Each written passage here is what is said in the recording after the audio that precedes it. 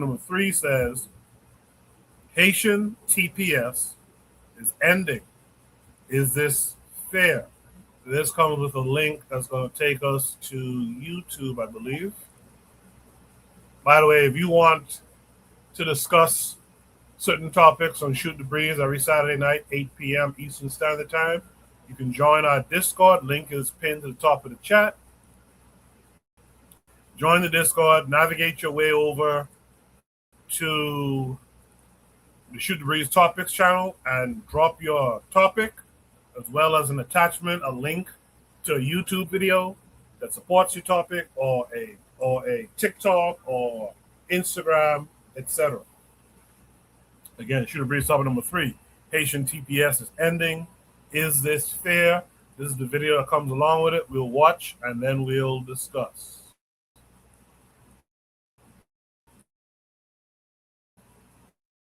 300,000 Haitians face removal from the U.S. as the Trump administration moves to end their temporary protected status. Tony Aiello reports that advocates in Rockland County are now organizing to push back, but options are limited. Inside Spring Valley's Haitian Community Center, pictures show an idyllic version of life in Haiti. But advocates say the reality is more troubling, with people displaced by violence and armed gangs killing police. Every Haitian Trump will be sending to Haiti will be a target. Locals say Spring Valley seems quiet because hundreds of Haitians with TPS status are worried what the Trump administration is planning. The Homeland Security Secretary recently posted this. Temporary meant temporary. And if you think you're going to just wait out the Trump administration, it's not going to work. We will find you and we will deport you. That could mean a sudden shortage of home health aides and nurses. Some tri-state agencies report 10% or more of their employees have TPS status. We provide care, exceptional care to the people. We are good people. We are good-hearted people, and we do love our job. At Tuesday's conference, community leaders told TPS holders to pursue asylum and other legal options and issued a call to action. You can call your senators, because Congress has legislation that's co-sponsored by our congressmen and others, bipartisan. But the president would likely veto any attempt to extend Haitian TPS. The Trump administration offering airfare and $2,600 to encourage Haitian TPS holders to return home. Tony Aiello, CBS News, New York.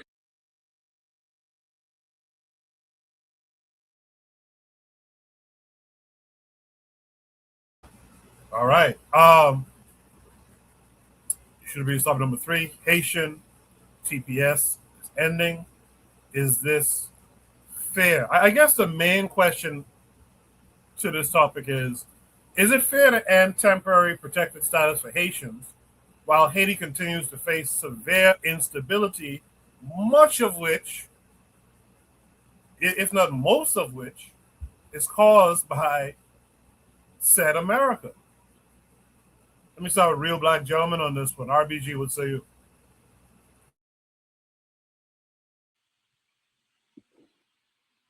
It's unfortunate. I'll say that. The nature of internationalism is that, I mean, depending on who's enforcing the rules, like, you're gonna get what you're gonna get. And so the fact that this is happening wasn't outside the realm of possibility. I'm gonna say that. Is it fair? No. I think it's politically motivated. I think it's just a way of demonizing Black people. At the same time, when, you know, all they bring in is a bunch of white South Africaners. I can't even say Afrikaners, the cons, into this country. You know, they're kicking out basically all non-white people. And so, I mean, I just see it as just another angle of the theaters of diplomacy that are out there. The very, like, thinly veiled digs at Black people, and the beautification of white people who basically are anti-Black.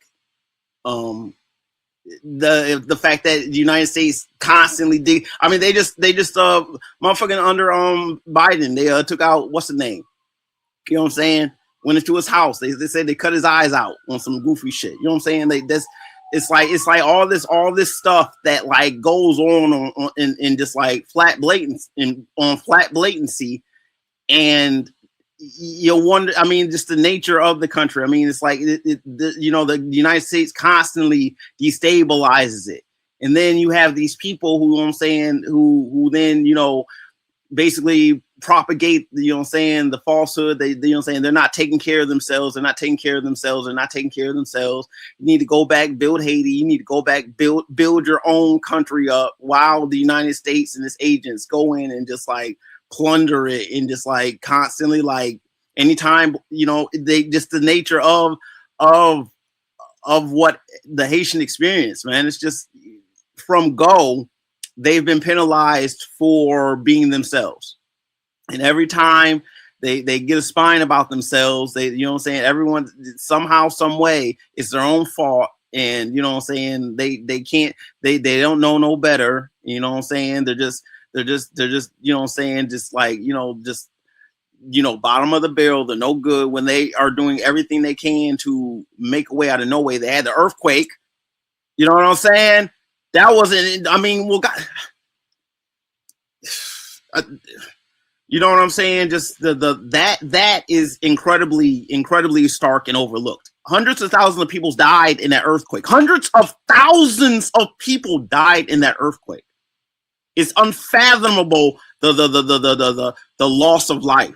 Just the sheer just.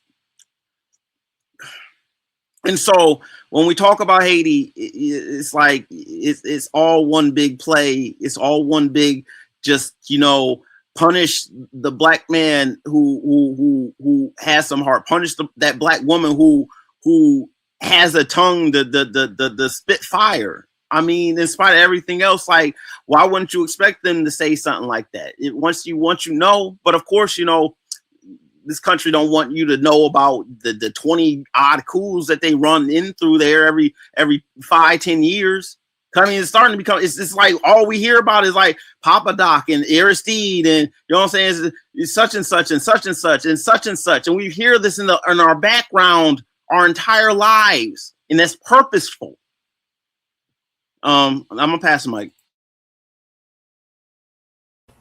Appreciate that, RBG. Yeah, that's why I wanted the U.S. Freedman guy to stick around, because he made that point of Haitians should stay in their country and build it up, and Black Americans should stay in theirs and build it up. And that's interesting. In fact, I'll be straightforward. That's a wild concept. It's wild to sit up here and talk about Haiti is this and that type of country when it's your country doing the most damage to Haiti. So when the brain drain from Haiti occurs, and happens from Haiti, happens from the whole Caribbean and Africa, our countries are destabilized, opportunities are scarce, resources are minimal, and we come to the country that at least pretends to advertise itself as being the place where refugees and immigrants and whatnot can come and help with the project, the settler colonial project that they have going on here, right? But then someone tells you, hey, you should go back to your country. Well, why don't you stop your country from destabilizing and undermining minds? So I appreciate what RBG had to say there. J1, what say you to it? I mean, I was laughing at your comments. I found it very funny when you said that the settler colonial projects that they have going on, which is correct. So what I would say is that the first question we need to ask is, why Haiti? I mean, how many countries do we have in the world? Why Haiti? Why particularly this particular TPS status for Haiti? What is going on? Why Haiti particularly? You see. Well, we can give ourselves the answer to that question through studying the history of that part of the world and the part the U.S. has played amidst other forces in destabilizing any kind of sovereignty and progress regarding Haiti. And I would say that ultimately it all goes back to the powerlessness that I'm talking about as a collective, as a group that we exhibit. You see, we should not be in the position to go and beg other people for, oh, look, please let us, you know, stay in your country as basically political sharecroppers and, people who are looked at with disdain and pity. So we should be all about us building our own nation. However, we still have to go back to the issue that why is Haiti in such a condition? And all you just need to do is study the history of that part of the world from day one. From day one, and as the reason why I have such affinity for that part of the world is because you see the ancestors in Haiti, they dealt with the white boy the way that I'm suggesting that we should be dealing with them. So that is the system has been quite vindictive toward them since then. This is not going to be the first time that blockades and so-called embargoes and statuses have had to be granted out the people that refer to themselves as Haitians. And I'm saying that it is all in a kind of a vendetta against what happened, what went down in that part of the world historically. So what I'm saying is that, should we be in a position where we have to kneel down and beg other people to do for us what we can do for ourselves? So basically, that is just whether they leave the U.S. or not. Basically, what are they going back to when they go back to Haiti? And I think you mentioned a brother that says that Haitians should go back to their country and the Black Americans should build their country. Because if Black Americans are building their country, they'll be building America. They'll be building the same country that is causing this terrorism all over the world. So basically, that's just what I'm saying, that there needs to be, we need to start speaking from a position of strength. That's what I'm trying to say. Thank you. All right, appreciate that, J1. In the chat, Trigger IP262 Plus says destabilizing a nation is like the ensign of the people. They don't want anyone safe, so they want you to go either way with the nation itself. And then it also goes back to keeping everything white. Lord of Slaughter in the chat says, I'd argue that oil extraction in the Gulf caused that earthquake too. Yeah, when Real Black Gentleman mentioned the earthquake, I was reminded at the time a lot of people were thinking that the U.S. created that earthquake using that technology they have. HARP, is it? I think it's HARP. Using that technology, and that earthquake was simulated, was created just to destroy what was going on in Haiti at the time. With all that said, Black Steel, you've heard everything. Hopefully Black Steel is here. You heard everything everyone else had to say. What say you to all of it? Of course I'm here. What you mean? You thought I left? Yeah, I thought you had left. No, I'm here. All right. So this is the beginning. This is the continuation of the United States white nationalist project, right? At the same time, they're removing Haitians, and also they're removing people from Syria as well. But we're just talking about Haitians right now, right? Because Haiti has been under assault through U.S. imperialism since its foundation. We can go. I'm sure we can all go down the laundry list of racism and interventions that Haiti has been forced to endure, having their gold stolen from them, and they're having their presidents assassinated, and it's propping up dictators and things like that. We can go down the list and talk about it, but it's just so interesting to me that. And they came during the earthquake. And from what everyone's saying about the Haitian immigrants, they've been model citizens. They have been, they're getting their healthcare workers. I've had a few of them in my class, some of their kids in my class. They're the type of people who you would want to have. But, the president of the United States is set up here and say these people are eating cats and dogs and you have, and the thing that bothers me most is that you got Black people who hear this rhetoric and they're like, oh yeah, that's right, set them all back. Like, it's Haitians today. right?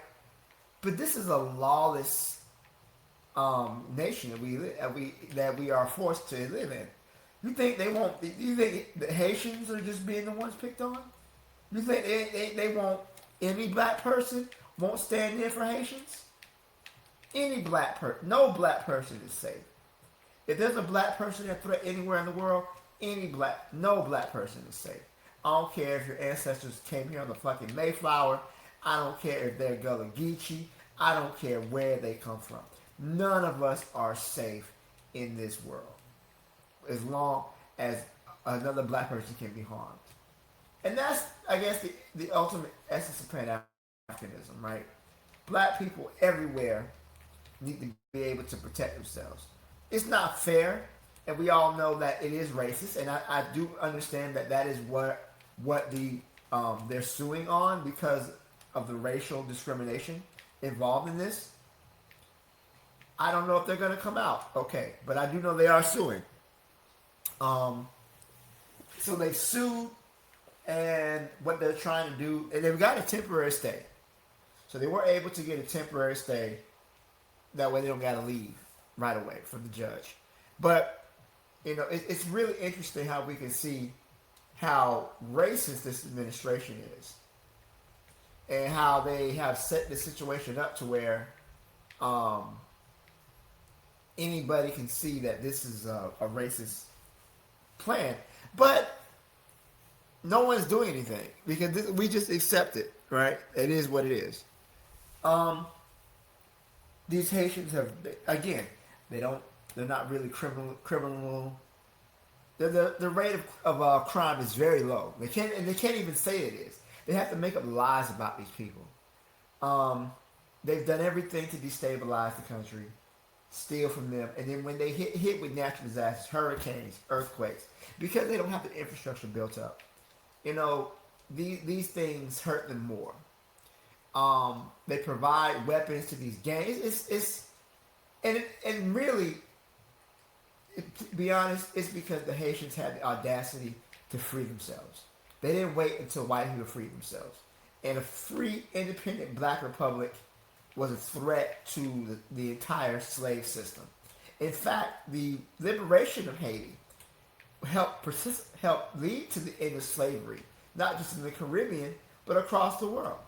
You know, it's something that we don't really talk about, the debt that we owe the Haitian people for their decision to strike for their liberty, strike for their freedom. I don't think that's talked about enough. I think that more African people should speak about how, you know, we would not be where we are. And America, France, the West never stopped punishing them for them daring to free themselves.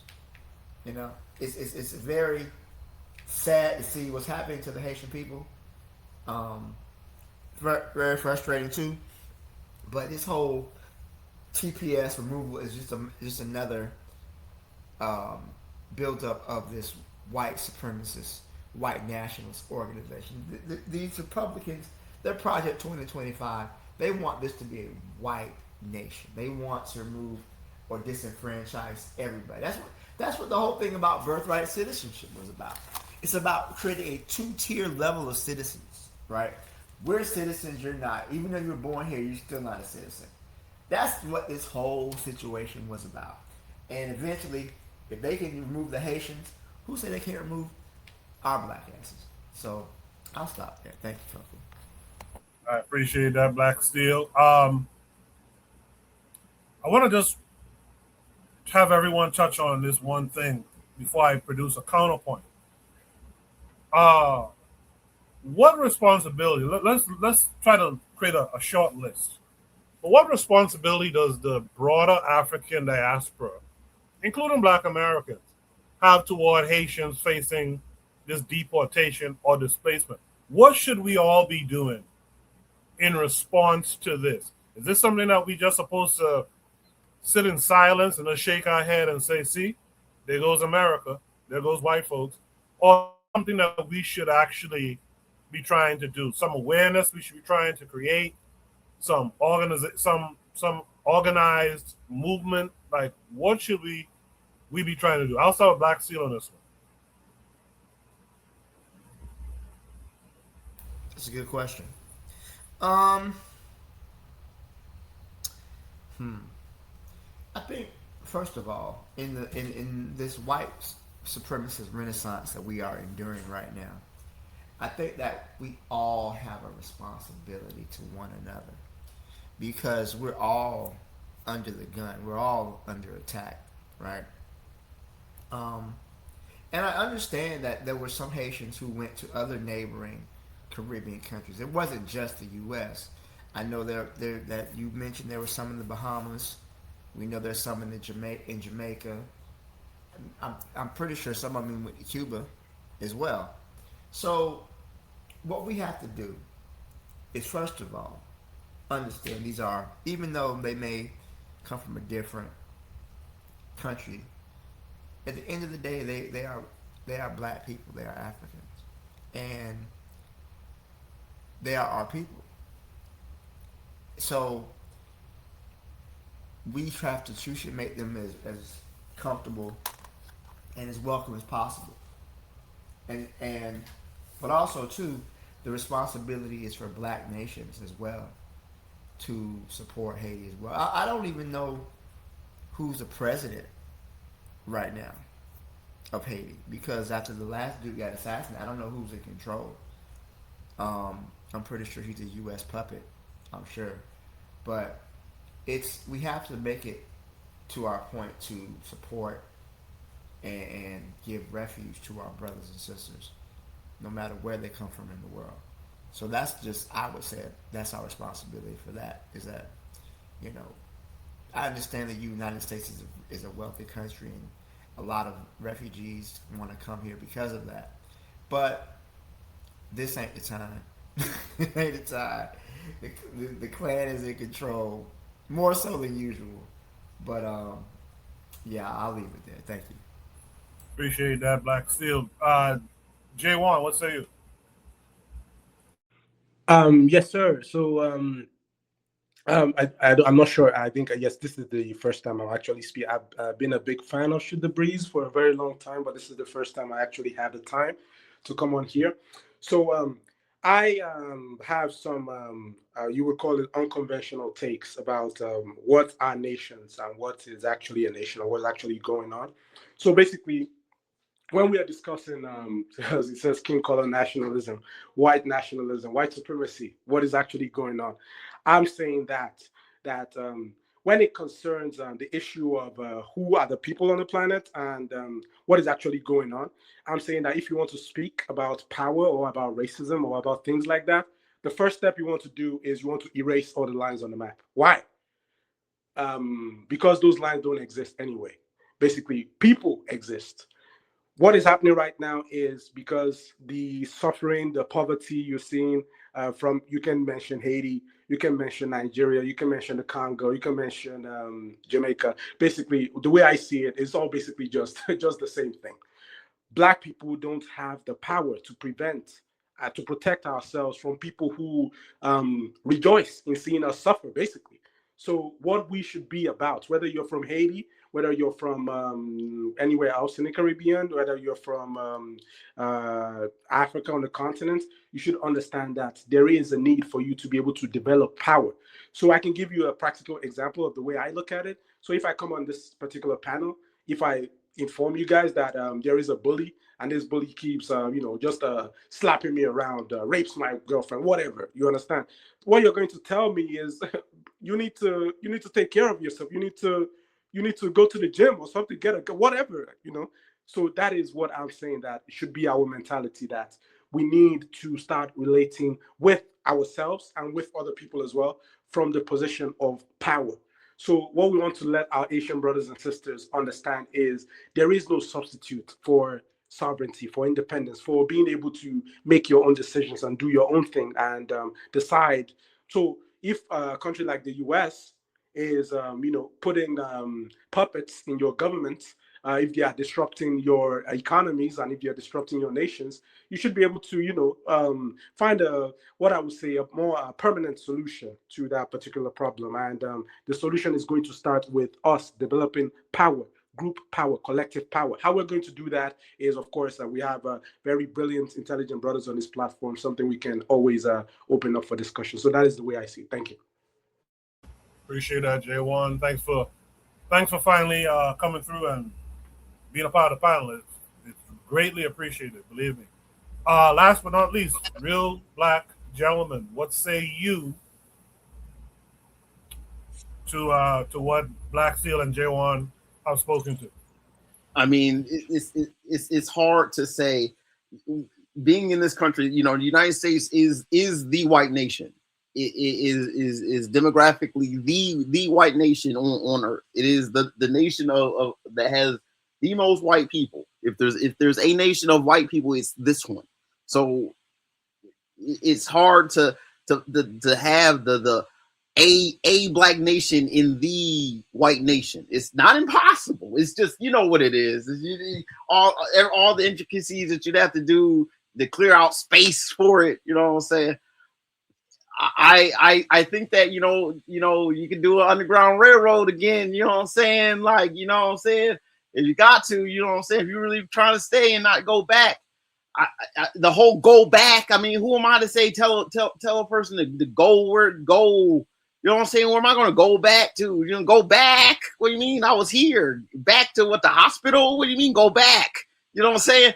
It's like, it's one of those things where it's like, I'm not here to sit here and chase anyone.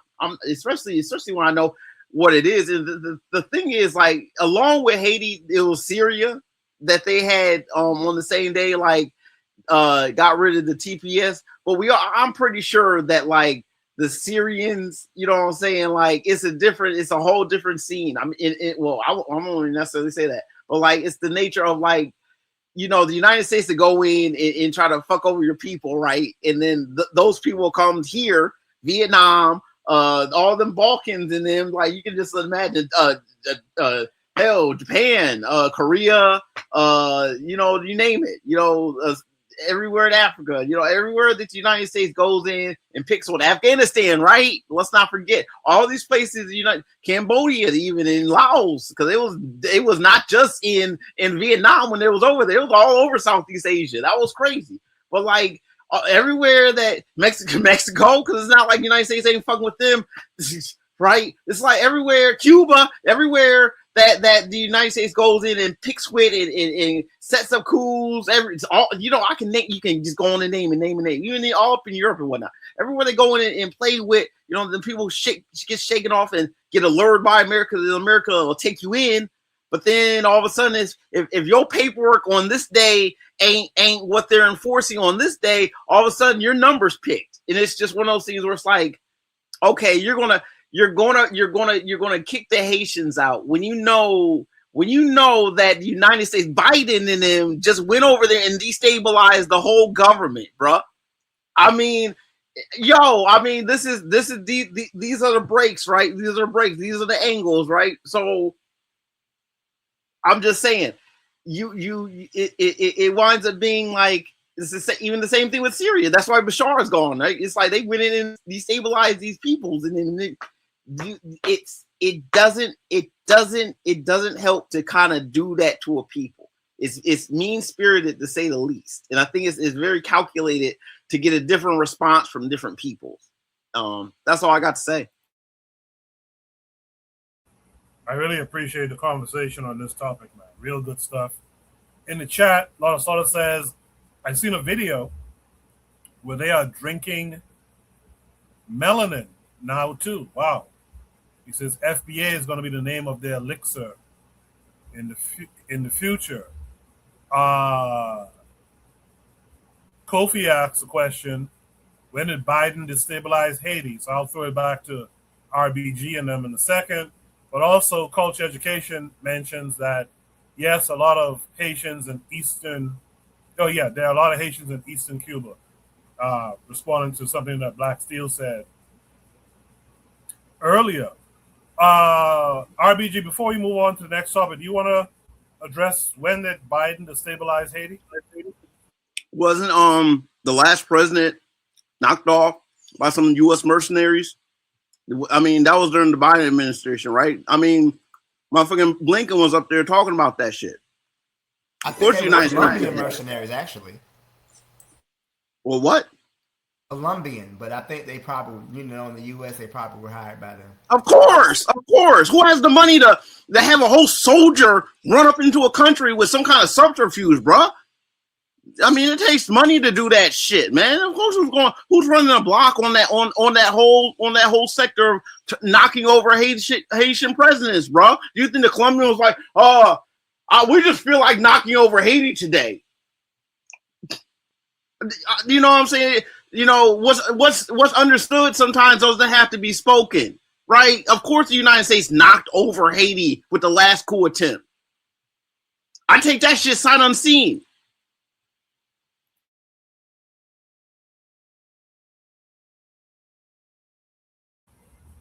Yeah, that whole thing was a whole drug thing, which I'm sure the U.S. was a part of as well. Because Colombians try not to. I'm gonna tell you something. Coming from the Bahamas, Colombians who are involved in that drug stuff, they try not to really be seen too much, and for them to be involved in that, I'm sure the U.S. played a part in that as well.